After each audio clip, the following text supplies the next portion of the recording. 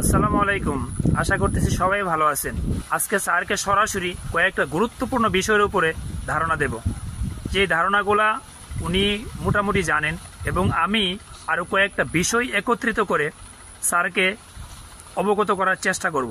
এবং স্যার যদি এই বিষয়গুলো নিয়ে কাজ করেন, আমি মনে করি পুরো বাংলাদেশ এতটা উপকৃত হবেন যা অতীতে আর কোনো দিন সেটা হয় নাই।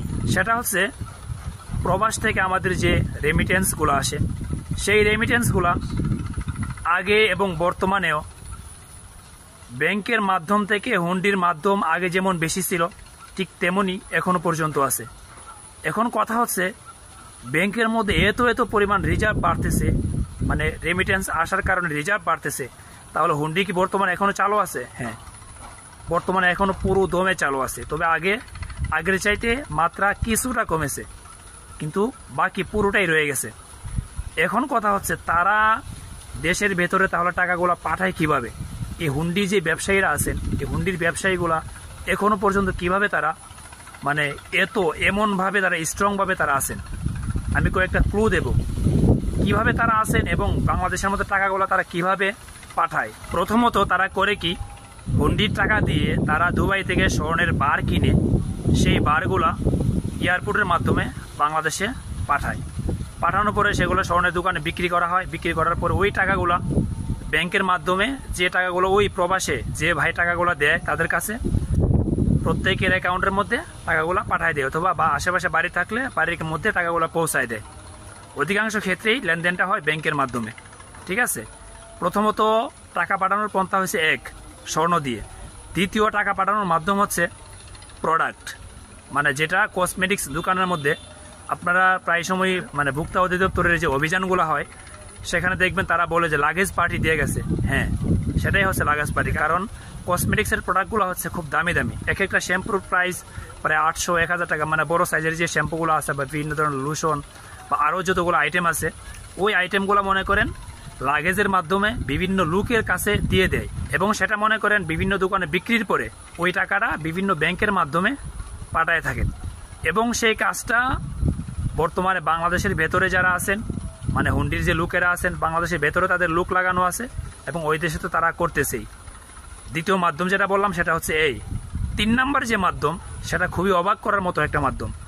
সেটা হচ্ছে বর্তমান সরকারের আগে গত যে সরকার ছিল, ওই সরকারের সময় যারা দেশের ভেতরে বিভিন্ন জায়গার মধ্যে বিভিন্ন ব্যাংকের মধ্যে টাকা রাখছিল, লাখ লাখ কোটি কোটি টাকা রাখছিল, ওই টাকাগুলো তারা যে চুরি করে দেশ থেকে মানে বের হয়ে গেছে, টাকাগুলো তো সাথে করে নিতে পারে নাই। করছে কি, মনে করেন দুবাই, কুয়েত, কাতার, বাহরাইন, তার উপর সৌদি আছে, ওই সমস্ত দেশের যে আপনার হুন্ডি যে লোকগুলো আছে, ওই লোকগুলোর সাথে মনে করেন যে তাদের আতাত করার পরে তাদের হুন্ডির লোকগুলোর দেশের ভেতরে টাকা দিয়ে দেয়, আর হুন্ডির লোকেরা তাদের কাছে টাকাগুলো পৌঁছায় দেয়। মানে হাতে হাতে হয়ে গেলে অথবা ব্যাংকিংয়ের মাধ্যমে তারা দিয়ে দিল। এই 3টা মাধ্যমে একমাত্র হুন্ডির লোকেরা কাজগুলো করে থাকেন বর্তমানে। এবং আগে স্বর্ণের বারগুলো ছিল খুব বেশি, বর্তমানে সেটা একটু কমেছে। কিন্তু হুন্ডির যে ব্যবসাটা আগে ছিল 70%, 30% টাকা আসতো মনে করেন বৈধ পথে, 70% আসতো হুন্ডির মাধ্যমে। এখন মনে করেন সেটা 50% হয়ে গেছে। 70% থেকে 20% ব্যাংকের মাধ্যমে আসে, মানে বেশি হয়েছে ব্যাংকের মাধ্যমে, এবং বাকি 50%, 50% এখনো পর্যন্ত রয়ে গেছে। তাহলে একটাবার চিন্তা করেন, আমি ডক্টর ইউনূস স্যারকে সরাসরিভাবে বলতেছি, মানে একটাবার যদি আপনি গভীরভাবে চিন্তা করেন, যে দেশে আপনি গেছেন কাতার, কিছুদিন আগে গেছিলেন আপনি দুবাইতে, ওই দেশে এবং টোটাল বাহিরে প্রবাসে কত লক্ষ শ্রমিক কাজ করতেছেন। আপনি একটা জিনিস যদি ক্যালকুলেশন করেন তাহলে বুঝতে পারবেন যে পুরা পৃথিবীর মধ্যে বাংলাদেশের প্রবাসী আছে প্রায় 80 থেকে 1 কোটি, 80 লাখ থেকে 1 কোটি মানুষ আছে দেশের বাইরে। গড় এক্সাম্পল যদি হিসেব করা হয় তাহলে প্রতিজনের বেতন স্যালারি আসলে কত হইতে পারে? সর্বনিম্ন স্যালারি ধরেন 20,000 টাকা, সর্বোচ্চ ধরেন 80,000, 1 লাখ টাকা। গড়ের কথা বলছি। যারা ইউরোপে থাকেন তাদের স্যালারি আরও বেশি, 1.5 লাখ, 2 লাখ টাকা বা আরও বেশিও হইতে পারে। আমি সর্বনিম্নটা ধরলাম 20,000, সর্বোচ্চ ধরলাম 80 থেকে 1 লাখ। ঠিক আছে, ওইটা যদি মেডেলে যদি আনেন, গড় যদি একটা হিসাব করে তাহলে 40 থেকে 50,000 টাকা হয়।